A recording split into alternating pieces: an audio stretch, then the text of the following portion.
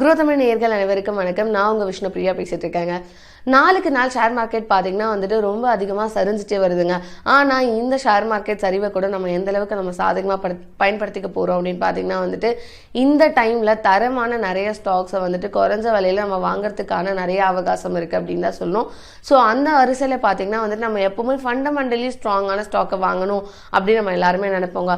ஆனா வந்து அது கூட டெக்னிக்கல் அனாலிசிஸும் பார்த்து டெக்னிக்கலி ஸ்ட்ராங்கான ஸ்டாக்கை வாங்கும்போது நமக்கு என்ன ஆகும் அப்படின்னு பார்த்தீங்கன்னா கண்டிப்பாக அதுலேருந்து ரிட்டர்ன் அப்படின்றது வந்து ஒரு அஷ்யூர்டான விஷயமா இருக்கிறதுக்கு நிறைய வாய்ப்பு இருக்குங்க.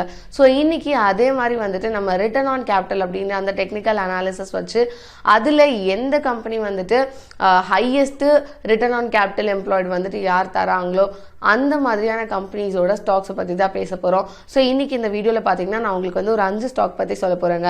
இந்த 5 ஸ்டாக்கோட விஷயம் எப்படி இருக்கும் அப்படின்னு பார்த்தீங்கன்னா வந்துட்டு அந்த ஸ்டாக்ஸோட ரிட்டர்ன் ஆன் கேபிட்டல் எம்ப்ளாய்டு, அதாவது அவங்க முதலீடு போட்டு அதுலேருந்து வந்த ரிட்டர்ன் வந்து ரொம்பவே அதிகமாக இருக்க மாதிரியான சில ஸ்டாக்ஸும், அதே மாதிரி இந்த ஸ்டாக்ஸோட ஷேர் ப்ரைஸ் பார்த்தீங்கன்னா இன்னைக்கு நியர்லி வந்து ஒரு 50% டிஸ்கவுண்ட்டில் விற்கப்பட்டு இருக்குங்க.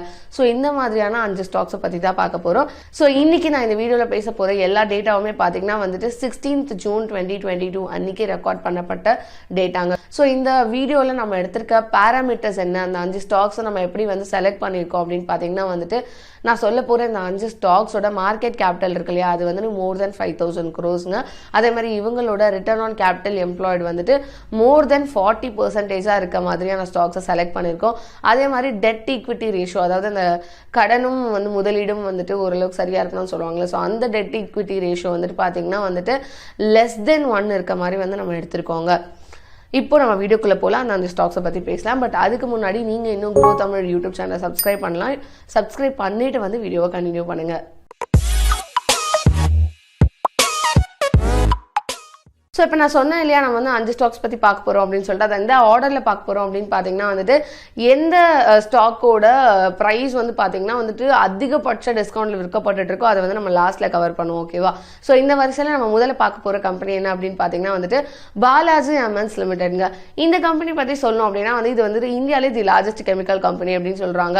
இவங்க வந்து என்னென்னலாம் மேனுஃபேக்சர் பண்ணுறாங்க அப்படின்னு பார்த்தீங்கன்னா மித்தமின்ஸ், இத்தமின்ஸ், அதே மாதிரி வந்துட்டு டெரிவேட்டிவ்ஸ் வச்சு நிறைய ஸ்பெஷல் கெமிக்கல்ஸ் வந்து இவங்க ப்ரொடியூஸ் பண்ணிட்டு இருக்காங்க. அதே மாதிரி ஃபார்மா ஆக்சிடென்ட்ஸ்லயும் வந்துட்டு இவங்க வந்துட்டு ஒரு லார்ஜஸ்ட் ப்ரொடியூசரா இருந்துட்டு இருக்காங்க. இதை தாண்டி இந்த கம்பெனியோட ரிட்டர்ன் ஆன் கேபிட்டல் எம்ப்ளாய்டு எவ்வளவு இருக்கு அப்படின்னு பாத்தீங்கன்னா வந்துட்டு 50.91% இருக்குங்க. அதே மாதிரி இந்த கம்பெனியோட ஷேர் பிரைஸ் வந்து இன்னைக்கு 52 வீக் ஹை பிரைஸ்க்கு அப்புறம், அதாவது பை 16th June வந்து பாத்தீங்கன்னா வந்து 45.06% டிஸ்கவுண்ட்ல வந்துட்டு விற்கப்பட்டு இருக்குங்க.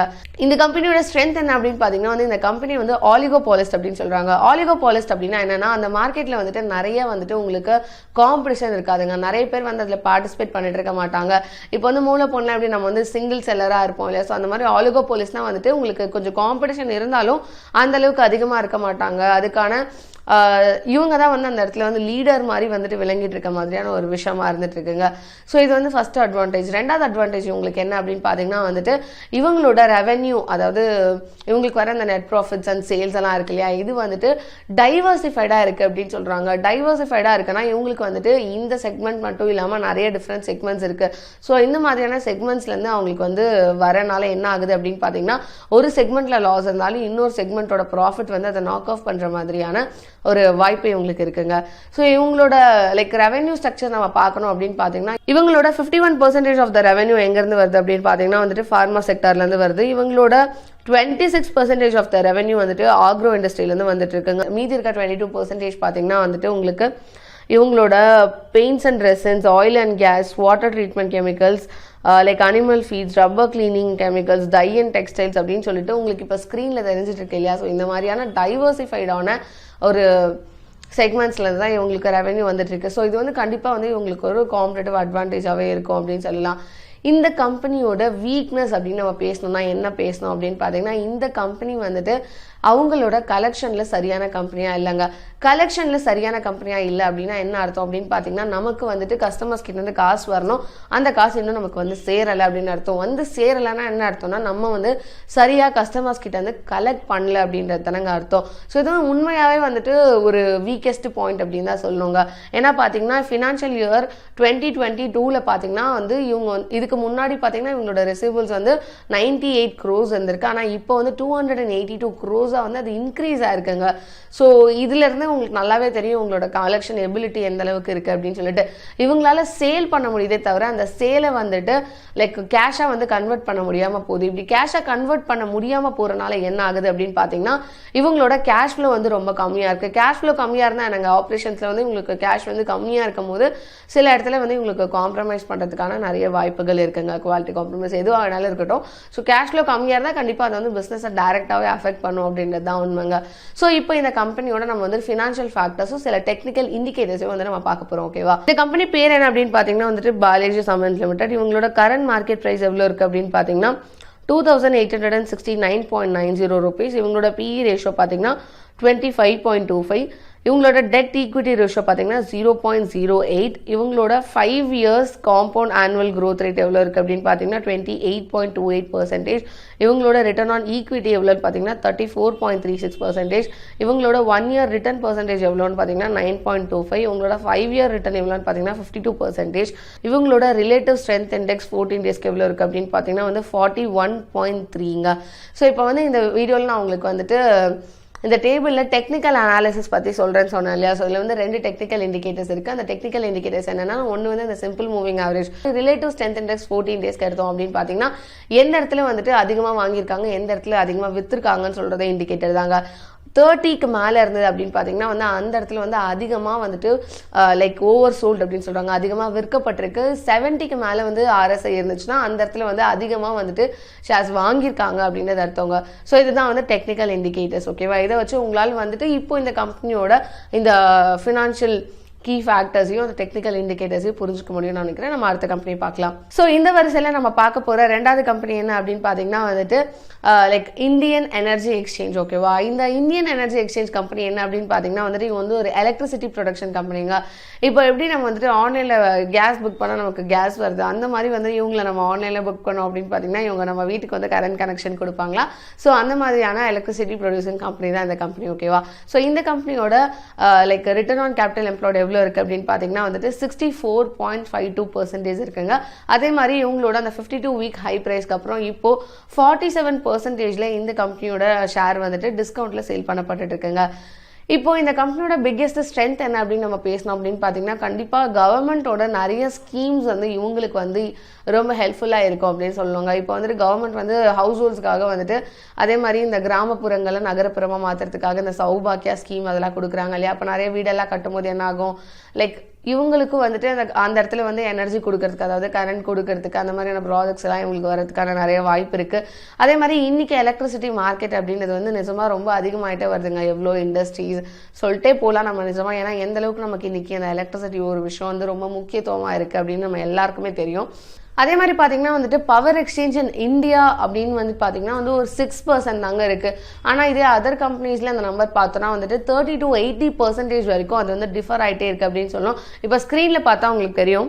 லைக் ஹையஸ்ட் பார்த்தீங்கன்னா வந்துட்டு நார்த் பூல் அப்படின்ற கம்பெனியில் 91% வந்து பவர் எக்ஸ்சேஞ்ச் இருக்குது. அதே மாதிரி ஜெர்மனியில் 49%, யூகேல 47%, நெதர்லாண்டில் 39%, சுவிட்சர்லாண்டில் 34%, பெல்ஜியமில் 23%, ஃப்ரான்ஸில் 15%, இந்தியாவில் பார்த்தீங்கன்னா நம்ம சொன்ன மாதிரி 6% இருக்குது.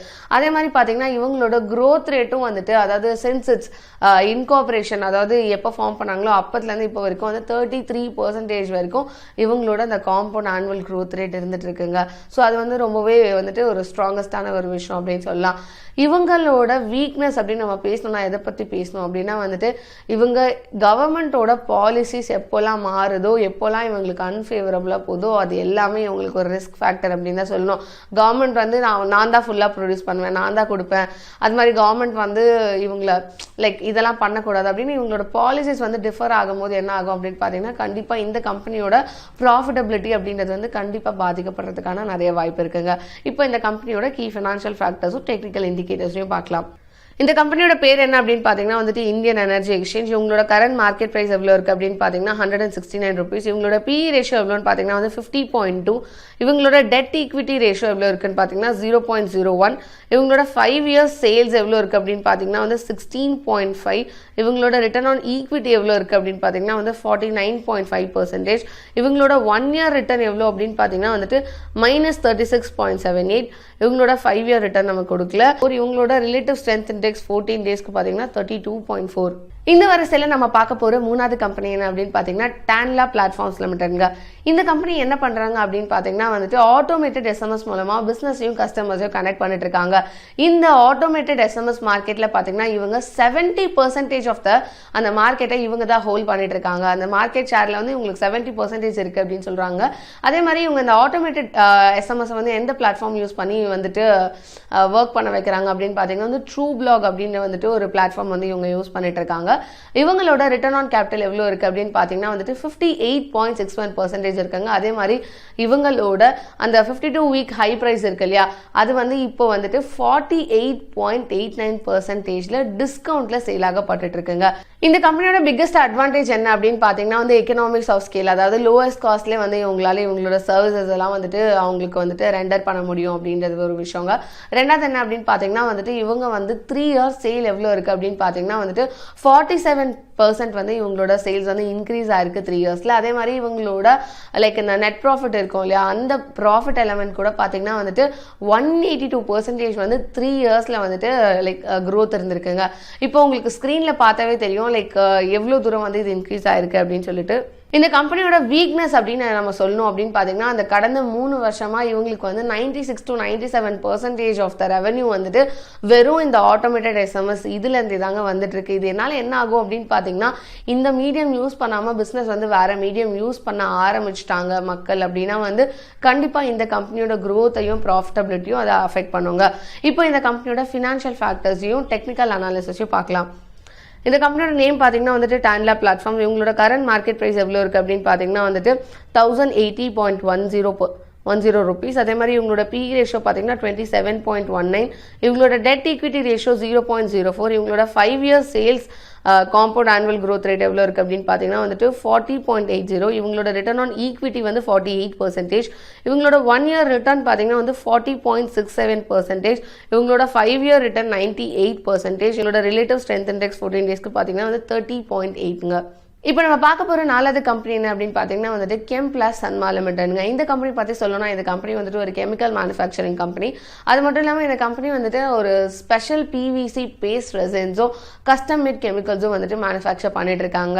அதே மாதிரி இந்த கம்பெனி வந்து பார்த்தீங்கன்னா வந்துட்டு அதிகமாக அக்ரி இண்டஸ்ட்ரிக்கும் வந்துட்டு ஃபார்மா இண்டஸ்ட்ரிக்கும் இந்த கெமிக்கல்ஸ்லாம் வந்து யூஸ் பண்ணப்படுற மாதிரியான கெமிக்கல்ஸ் வந்து மேனுஃபேக்சர் பண்ணுறாங்க. அதே மாதிரி இந்த கம்பெனி எங்கே லொக்கேட் ஆயிருக்கு அப்படின்னு பார்த்தீங்கன்னா வந்துட்டு ஒன்று தமிழ்நாட்டில் இருக்குது, இன்னொன்று வந்து யூனியன் டெரிட்டரி ஆஃப் பாண்டிச்சேரியில் இருக்குது.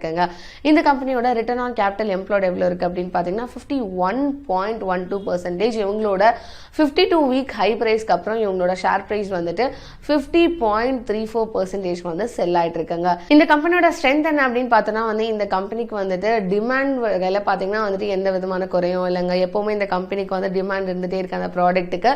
ரெண்டாவது என்ன அப்படின்னு பார்த்தீங்கன்னா இந்த கம்பெனி வந்து ஒரு டைவர்சிஃபைடு லைக் ரெவன்யூ வச்சிருக்காங்க. அதாவது வந்துட்டு நிறைய செக்மெண்ட்ஸ் இவங்கள்ட்ட மார்க்கெட் செக்மெண்ட்ஸ் இருக்கனால லைக் இவங்களுக்கு வந்து ஒரு கண்டிப்பாக ஒரு காம்படிட்டிவ் அட்வான்டேஜாக இருக்கும். மற்றவங்க லாஸ்ல இருந்தால் கூட இவங்க வந்து இதை வந்து டைவர்ஸ்ஃபைடாக இருக்கனால அட்ஜஸ்ட் பண்ணிக்க முடியும். என்ன மாதிரி அப்படின்னு பார்த்தீங்கன்னா வந்துட்டு இவங்களோட 66% ஆஃப் த ரெவன்யூ இந்த PVC இருக்கு இல்லையா, அது மட்டும் இல்லாமல் அதை தாண்டி அதை PVCனா தெரியும் இல்லையா, இந்த பாலிவெனல் குளோரைடு அப்படின்னு சொல்லுவாங்க, அந்த கெமிக்கல் மட்டும் இல்லாமல் கூட கொஞ்சம் நிறைய லைக் சப் செக்மெண்ட்ஸ்ல இருந்துட்டு இவங்களுக்கு வந்து 66% ஆஃப் த ரெவன்யூ வந்துட்டு இருக்குங்க. இதை தாண்டி பார்த்தீங்கன்னா வந்துட்டு 12% வந்துட்டு நான் ஸ்பெஷாலிட்டி கெமிக்கல் பிஸ்னஸ்ல இருந்தும் 22% வந்து ஸ்பெஷாலிட்டி கெமிக்கல் பிஸ்னஸ்ல இருந்தும் இவங்களுக்கு வந்து ரெவன்யூ வந்துட்டு இருக்குங்க. இந்த கம்பெனியோட லைக் வீக்னஸ் அப்படின்னு நம்ம பேசணும்னா என்ன பேசணும் அப்படின்னு பார்த்தீங்கன்னா நான் சொன்னேன் இல்லையா, இவங்க வந்துட்டு அந்த ஸ்பெஷல் பீஸ் வந்து PVC அப்படின்றத வச்சு வந்து ரெடி பண்ணிட்டு இருக்காங்க அப்படின்னு சொல்லிட்டு. இந்த மாதிரி மேனுஃபேக்சர் பண்ணுறதுக்கு இந்த PVC ஒரு வேளை இவங்க இம்போர்ட் பண்ணாங்க அப்படின்னு பார்த்தீங்கன்னா வந்துட்டு 10% வந்து இன்னைக்கு வந்துட்டு டியூட்டி போட்டிருக்காங்க கவர்மெண்ட். ஸோ இது மாதிரி வந்துட்டு அதோட இம்போர்ட் பண்ணும்போது அதோட ப்ரைஸ் நிறைய சேஞ்ச் ஆகும். அதே மாதிரி ஜென்ரலாகவே ஒரு ரா மெட்டீரியலோட ப்ரைஸ் வந்து சேஞ்ச் ஆகிட்டே இருக்குன்னா கண்டிப்பாக அது வந்து பிவிசி அப்படின்னு சொல்லலாம். இந்த பிவிசியோட லைக் ரேட்ஸும் வந்து ரொம்ப அதிகமாக ஃப்ளக்சுவேட் ஆகிட்டே இருக்கனால இவங்க வந்து கெமிக்கல் ப்ரொடியூஸ் பண்ணும்போது லைக் இந்த ப்ரைஸால் வந்து ரொம்பவே அஃபெக்ட் ஆவாங்க அப்படின்றது தான் உண்மை இந்த ப்ரைஸ் சேஞ்சஸால். ஸோ இப்போ இந்த கம்பெனியோட கீ ஃபினான்ஷியல் ஃபேக்டர்ஸையும் டெக்னிக்கல் அனாலிசிஸையும் பார்க்கலாங்க. இதோட பேர் என்ன அப்படின்னு பார்த்தீங்கன்னா வந்துட்டு கெம்ப்ளஸ் சன்மா லிமிடெட். இவங்களோட கரண்ட் மார்க்கெட் ப்ரைஸ் எவ்வளோ இருக்குது அப்படின்னு பார்த்தீங்கன்னா 409.90 rupees. இவங்களோட PE ரேஷியோ 10.22. இவங்களோட டெட் ஈக்விட்டி ரேஷியோ 0.53. இவங்களோட ரிட்டர்ன் ஆன் ஈக்விட்டி எவ்வளோ இருக்குது அப்படின்னு பார்த்தீங்கன்னா வந்துட்டு 51.32%. இவங்களோட 1 year ரிட்டர்ன் எவ்வளோ இருக்குது அப்படின்னு பார்த்தீங்கன்னா -23.08. இவங்களோட ரிலேட்டிவ் ஸ்ட்ரென்த் இண்டெக்ஸ் 14 டேஸ்க்கு பார்த்தீங்கன்னா 19.5. இப்போ நம்ம ஆவலை எதிர்பார்த்துட்டு இருந்தால் அந்த 5th கம்பெனிக்கு வந்துட்டோங்க. இந்த 5th கம்பெனியை பற்றி பேசணும் அப்படின்னா வந்துட்டு நான் சொல்லியிருந்தேன் இல்லையா, இந்த 52 week ஹை ப்ரைஸில் எந்த கம்பெனியோட ஷேர் வந்து ஹையஸ்ட் டிஸ்கவுண்ட்டில் சேல் ஆகிட்டு இருக்கோ அதை நம்ம லாஸ்ட்டாக கவர் பண்ணுறோம். அந்த கம்பெனி தான் இந்த கம்பெனி. அது எந்த கம்பெனி அப்படின்னு பார்த்தீங்கன்னா வந்துட்டு Indian railway catering and tourism கார்பரேஷனுங்க. இந்த கம்பெனி வந்து மினிரத்னாவோட பப்ளிக் செக்டர் அண்டர்டேக்கிங்க்கு கீழே வருங்க. இந்த கம்பெனி என்ன மாதிரியான சர்வீஸ் கொடுத்துட்டு இருக்காங்க அப்படின்னு பார்த்தீங்கன்னா வந்துட்டு இந்த ரயில்வே ஆன்லைன் டிக்கெட்டிங் இருக்கு இல்லையா, ஸோ அது வந்து டிக்கெட் எங்கே புக் பண்ணுறது, அதே மாதிரி வந்து இந்த ஃபுட்லாம் வந்துட்டு கேட்டரிங் சர்வீசஸ் பண்ணுவாங்க இல்லையா ட்ரெயினில், அந்த மாதிரியான சர்வீசஸ். அப்புறம் வந்து இந்த பேக்டு ட்ரிங்கிங் வாட்டர்ஸ் எல்லாம் வந்து ட்ரெயினில் கொடுக்குறது, இந்த மாதிரியான சர்வீசஸ்லாம் தாங்க இவங்க கொடுத்துட்டு இருக்காங்க. இந்த கம்பெனியோட like return on capital employed எவ்வளோ இருக்குது அப்படின்னு பார்த்தீங்கன்னா வந்துட்டு 52.34% இருக்குங்க. அதே மாதிரி இவங்களோட அந்த 52 week ஹை பிரைஸ்க்கு அப்புறம் இவங்களோட ஷேர் வந்து என்ன பிரைஸ்க்கு வந்துட்டு சேல் ஆயிட்டு இருக்கு அப்படின்னு பார்த்தீங்கன்னா வந்துட்டு 53.04% டிஸ்கவுண்ட்ல இந்த கம்பெனியோட ஷேர் பிரைஸ் வந்து சேல் ஆயிட்டு இருக்கு அப்படின்னு சொல்றாங்க. ஸோ இப்போ இந்த கம்பெனியோட ஸ்ட்ரென்த் அண்ட் வீக்னஸ் பத்தி பேசணும் அப்படின்னா அதுக்கு முன்னாடி நம்ம கவர்மெண்ட் பத்தி தாங்க பேசணும். இவங்களோட ஸ்ட்ரென்த்தும் வீக்னஸ் ரெண்டுமே வந்து பாத்தீங்கன்னா வந்துட்டு கவர்மெண்ட்டை டிபெண்ட் ஆகி தான் இருக்கு அப்படின்றது தான் உண்மைங்க. ஓகேவா? ஸோ இப்போ கவர்மெண்ட் டிபெண்ட் ஆகி இருக்கும் போது என்ன ஆகும் அப்படின்னு பார்த்தீங்கன்னா அந்த மினிஸ்ட்ரி ஆஃப் ரயில்வேஸ் வந்து என்ன மாதிரியான பாலிசிஸ் வெளியே கொண்டு வராங்களோ அதை டிபெண்ட் பண்ணி தான் இவங்களோட அந்த ஸ்ட்ரென்த் அண்ட் வீக்னஸஸ் இருந்துட்டு இருக்கு. எப்போ வரைக்கும் இந்த ரயில்வேஸ் வந்து கவர்மெண்ட்டே வந்து நடத்திட்டு இருக்காங்களோ அப்போ இருக்க பிரச்சனை இல்லைங்க. ஒருவேளை ரயில்வேஸை வந்து கவர்மெண்ட் வந்து பிரைவேட்டைஸ் ஆக்கினாங்க அப்படின்னு பார்த்தீங்கன்னா இவங்களுக்கு வந்து ஒரு காம்படிஷன் கண்டிப்பாக வந்துடும். இப்போதைக்கு இவங்க வந்து மோனோபோலியா தான் வந்துட்டு விளங்கிட்டு இருக்காங்க. ஸோ இப்போ நம்ம இந்த கம்பெனியோட லைக் ஃபினான்ஷியல் ஃபேக்டர்ஸையும் டெக்னிக்கல் இண்டிகேட்டர்ஸை பற்றி பார்க்கலாம். ஃபினான்ஷியல் ஃபேக்டர்ஸ் என்னென்ன அப்படின்னு பார்த்தீங்கன்னா வந்துட்டு இந்த கம்பெனியோட நேம் பார்த்தீங்கன்னா வந்துட்டு IRCTC. இவங்களோட கரண்ட் மார்க்கெட் பிரைஸ் பார்த்தீங்கன்னா 600.10. இவங்களோட PE ரேஷியோ எவ்வளோ இருக்குது அப்படின்னு பார்த்தீங்கன்னா 72.02. இவங்களோட டெட் ஈக்விட்டி பார்த்தீங்கன்னா 0.06. இவங்களோட 5 year சேல்ஸ் வந்து எவ்வளோ இருக்குது அப்படின்னு பார்த்தீங்கன்னா 4.34%. இவங்களோட ரிட்டர்ன் ஆன் ஈக்விட்டி எவ்வளோ இருக்குது அப்படின்னு பார்த்தீங்கன்னா 39.79. இவங்களோட 1 year ரிட்டர்ன் எவ்வளோ இருக்குது அப்படின்னு பார்த்தீங்கன்னா 46.2%. இவங்களோட 1 year ரிட்டர்ன் எவ்வளோ இருக்குது அப்படின்னு பார்த்தீங்கன்னா 46.2. இவங்களோட ரிலேட்டிவ் ஸ்ட்ரென்த் இண்டெக்ஸ் 14 டேஸ்க்கு பார்த்தீங்கன்னா 28 இருக்குங்க. ஸோ இப்போ இந்த லைக் வீடியோவில் வந்துட்டு உங்களுக்கு நான் இந்த 5 கம்பெனியை பற்றி சொல்லிட்டேன் இல்லையா, இந்த 5 கம்பெனியை பற்றி நீங்கள் வந்து ரிசர்ச் பண்ணுங்கள். இதை தாண்டி இதே மாடல் வச்சு இந்த மாதிரி வேறு என்னென்ன கம்பெனிஸ் இருக்குது அப்படின்றத நீங்கள் லிஸ்ட் பண்ணி கொஞ்சம் பொறுமையாக பார்த்து இன்வெஸ்ட் பண்ணுங்கள். முக்கியமாக ஒரு விஷயம் சொல்லணும் அப்படின்னா வந்து இப்போ நான் உங்களுக்கு சொல்லியிருக்கேன் இந்த வீடியோவில் எல்லாமே வந்து ஒரு எஜுகேஷனல் பர்பஸ்க்காக தான். ஃபர்ஸ்ட் நமக்கு வந்து இந்த மாதிரியான ரிசர்ச் எல்லாம் பண்ண தெரியணும் அப்படின்ற ஒரு விஷயத்துக்காக மட்டும்தானே தவிர இந்த கம்பெனியில் போயிட்டு நீங்கள் ஷேர் வாங்குங்க அப்படின்னு நான் எதுவுமே சொல்ல. ஒருவேளை நீங்கள் இந்த மாதிரியான கம்பெனிஸில் இன்வெஸ்ட் பண்ணுறீங்கன்னா நீங்கள் உங்களோட சொந்த முடிவு எடுத்து நீங்கள் வந்துட்டு லைக் இன்வெஸ்ட் பண்ணிக்கோங்க. ஓகேவா? ஸோ இதே மாதிரி நீங்கள் வந்து வேறு என்ன மாதிரியான விஷயத்தெல்லாம் வந்து நாங்கள் உங்களுக்கு சொல்லணும் தெரியப்படுத்தணும் அப்படின்னு நினைக்கிறீங்களோ கமெண்ட் பாக்ஸில் சொல்லுங்கள். இதே மாதிரி இன்னொரு நாள் வீடியோவோட நான் உங்களை சந்திக்கிறேன். அதுவரை உங்களிடமிருந்து விடைபெறுவது வா விஷ்ணு பிரியா. இந்த வீடியோ உங்களுக்கு பிடிச்சிருந்தா லைக் பண்ணுங்கள், கமெண்ட் பண்ணுங்கள், ஷேர் பண்ணுங்கள். அதுக்கு முன்னாடி Groww தமிழ் சேனலை சப்ஸ்கிரைப் பண்ணிடுங்க.